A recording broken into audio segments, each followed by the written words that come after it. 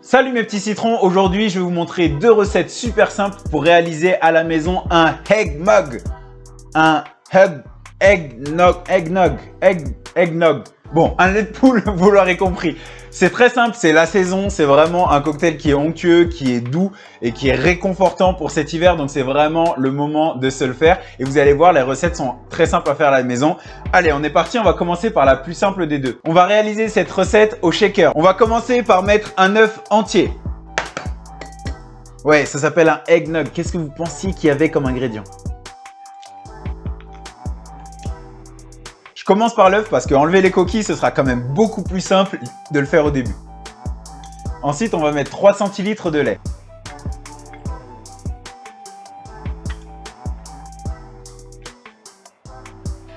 « 2 centilitres de crème entière.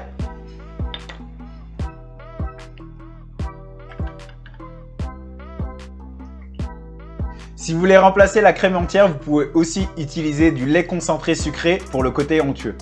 À la maison, vous pouvez utiliser du simple syrup, donc du sucre et de l'eau. Mais moi, je trouve que c'est plus intéressant, on est en hiver, de jouer un petit peu avec des notes d'amande. Donc, je préfère utiliser personnellement du sirop d'orgeat. Je vais en rajouter 2 centilitres.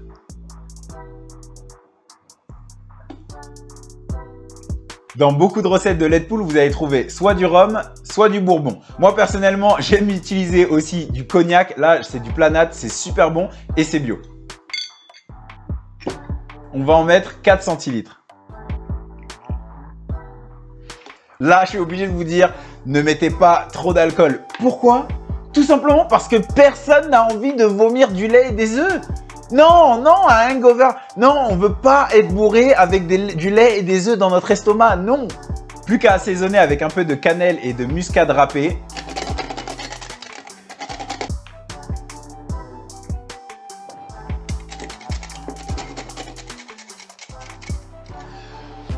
Bon, si vous êtes un flemmard un petit peu comme moi, vous pouvez aussi utiliser de la cannelle déjà moulue et pareil pour la noix de muscade. Ce qu'on va faire, c'est qu'on va d'abord faire un dry shake, donc on va le shaker sans rajouter de glaçons pour faire épaissir. Et maintenant, on rajoute un glaçon. Alors, vous me connaissez, j'adore utiliser des gros cubes de glaçons pour qu'il y ait moins de dilution. Je vais en mettre juste 2. Et là, on va shaker fort.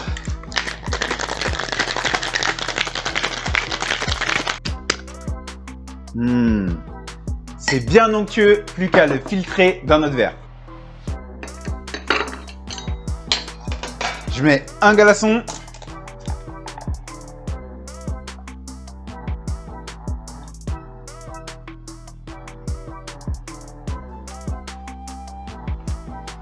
Et on va finir cette déco avec un morceau de cannelle et un petit peu de muscade râpée. Et voilà, super simple à réaliser à la maison et je vous assure que c'est excellent. On passe au deuxième cocktail. Cette deuxième recette est plus proche de la recette originale. Donc on va avoir besoin d'une casserole et de faire chauffer du lait. Mais vous inquiétez pas, c'est vraiment pas compliqué et vraiment pas très long. On va commencer par faire chauffer notre lait, donc 60 grammes ou 100 millilitres.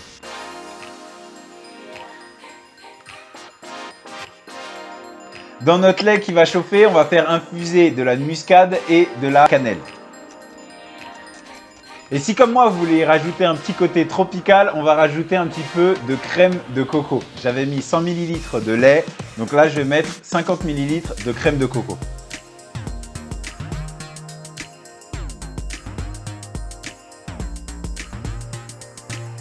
Je vais toujours garder un œil sur mon lait parce que je ne veux pas qu'il arrive à ébullition mais juste à frémissement. Pendant que le lait chauffe, on va séparer le blanc et le jaune de 2 œufs. Quand vous séparez le jaune du blanc d'œuf, c'est pas grave d'avoir un petit peu de blanc dans vos jaunes d'œufs, mais par contre c'est vraiment grave d'avoir du jaune dans vos blancs parce que ce sera plus difficile de faire monter vos blancs en neige avec du jaune. Donc voilà, assez rapidement je vais avoir mes frémissements, voire le début d'ébullition. Et là, je coupe le feu. et je me concentre sur mes œufs. On va venir blanchir nos jaunes d'œufs dans du sucre. Alors moi j'utilise du sucre vanillé fait maison. C'est vraiment très simple, vous mélangez du sucre blanc avec des gousses de vanille et de cannelle et vous laissez comme ça reposer pendant quelques semaines. Pour 2 œufs, on va utiliser à peu près 50 g de sucre. Ça correspond à 3 cuillères à soupe.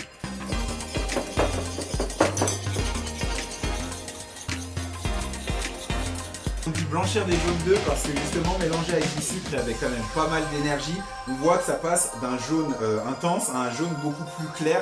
Et donc là, ça veut dire que c'est prêt et on va le mélanger avec notre lait.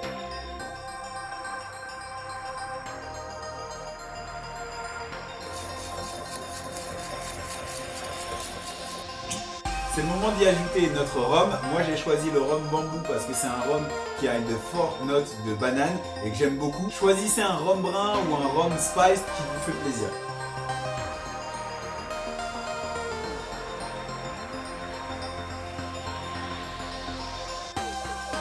Alors il y a certaines recettes où ils disent que l'alcool n'est pas obligatoire. Qui sont ces gens ? Voilà, si vous voulez le tester en version chaude, c'est fini, vous pouvez déjà le servir comme ça. Moi, ce que je vais faire, c'est que je vais le garder au frigo pendant 2 heures pour laisser le temps à ce mélange d'être bien homogène. Bon, si vous êtes des pressés comme moi et que vous voulez absolument le boire vite, vous pouvez le laisser 10 à 15 minutes au congélo plutôt que 2 heures au frigo. Vous voyez, vous avez déjà cette belle crème qui s'est formée au-dessus. On peut directement le boire comme ça. Et là, on va passer au dressage.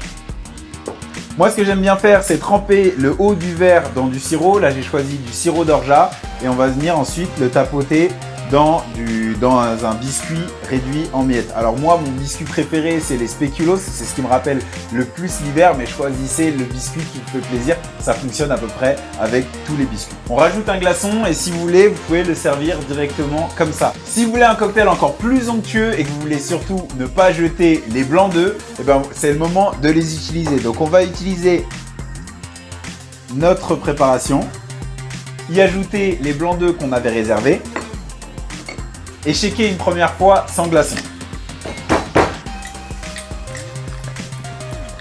Puis on va venir ajouter nos glaçons et shaker une deuxième fois pour le rafraîchir.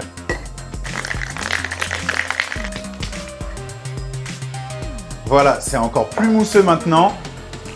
On va venir le filtrer dans notre verre.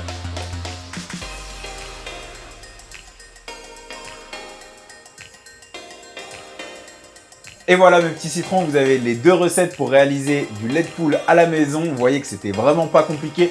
Je vous conseille de tester cette deuxième recette, c'est juste excellent. Si vous avez aimé cette vidéo, n'oubliez pas de mettre un like et de vous abonner. Je sais, tout le monde vous dit ça, mais ça aide vraiment la page et en plus ça donne de la force pour continuer à créer du contenu gratuit sur internet. Je vous fais des bisous et je vous retrouve pour une prochaine vidéo. Allez, ciao!